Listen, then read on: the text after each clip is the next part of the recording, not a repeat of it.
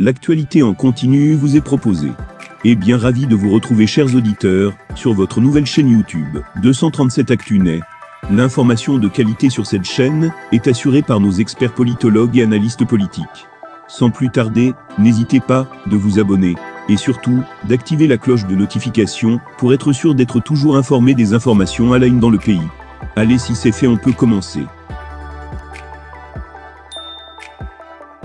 Pourquoi Ndoki veut tirer le penalty à la place de Kanto? En rupture de banc avec sa formation politique, la première vice-présidente nationale du groupe des femmes du MRC dit vouloir lancer un mouvement de réflexion pour faire valoir ses idées et challenger le président national lors du prochain congrès prévu en novembre 2023. Elle l'a fait savoir au cours d'une conférence de presse jeudi dernier à Yaoundé.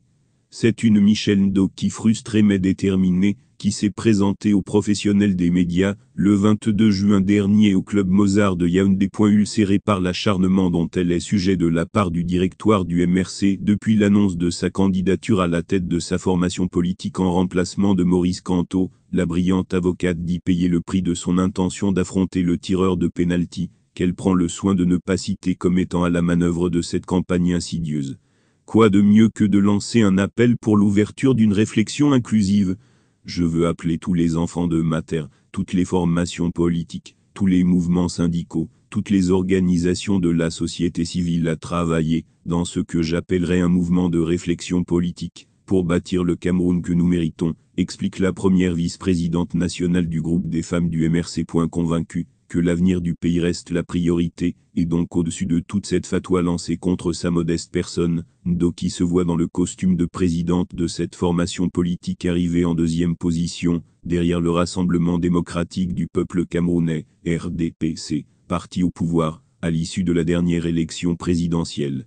Tout comme elle est convaincue que la procédure d'exclusion du MRC, dont elle est sujette, n'est pas étrangère à cette noble ambition. En effet, le MRC a déposé une plainte contre Ndoki et Richard Tanfu devant le Conseil national d'arbitrage et de médiation du parti pour activité anti-parti.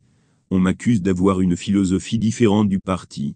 Nous voulons prendre l'opinion publique à témoin de l'acharnement dont je fais l'objet, depuis que j'ai annoncé mon ambition de devenir présidente du mouvement pour la renaissance du Cameroun, a-t-elle déclaré sans regretter ses sorties au vitriol sur les réseaux sociaux. J'ai fait l'objet de toutes les attaques imaginables. Cela a commencé par la remise en question de mon bilan, en tant que responsable de la circonscription de Douala 1er. Tout y est passé. J'ai entendu que je négociais mon entrée au gouvernement, j'ai entendu que j'avais remis en question le droit pour le PR.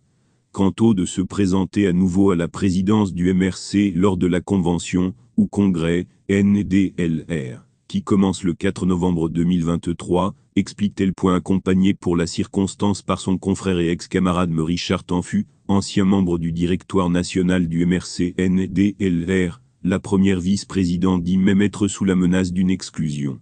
Ma vision sans se faire d'illusions, et avant même qu'elle ait formulé ses observations écrites en réponse à la plainte initiée contre elle, Michèle Ndoki est persuadée que son sort est déjà scellé.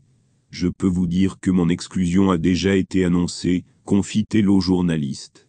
Si on veut m'empêcher de me présenter à la présidence du parti, c'est parce qu'on ne veut pas entendre ma vision. Qui veut refuser d'entendre la vision de l'autre, si ce n'est parce qu'il n'a pas confiance à la sienne? Fermez les guillemets, s'interroge Ndoki, qui jure de continuer de défendre cette vision, qu'elle porte au MRC, ou alors dans le cadre de ce groupe de réflexion politique à naître. Parlant justement de cette vision, l'avocate indique qu'il est question d'œuvrer pour la réalisation de mon rêve du Cameroun. Un Cameroun que nous méritons, et que je décris comme une nation prospère, où chaque homme et chaque femme vit avec honneur et fierté son rêve et travaille au bien-être de tous.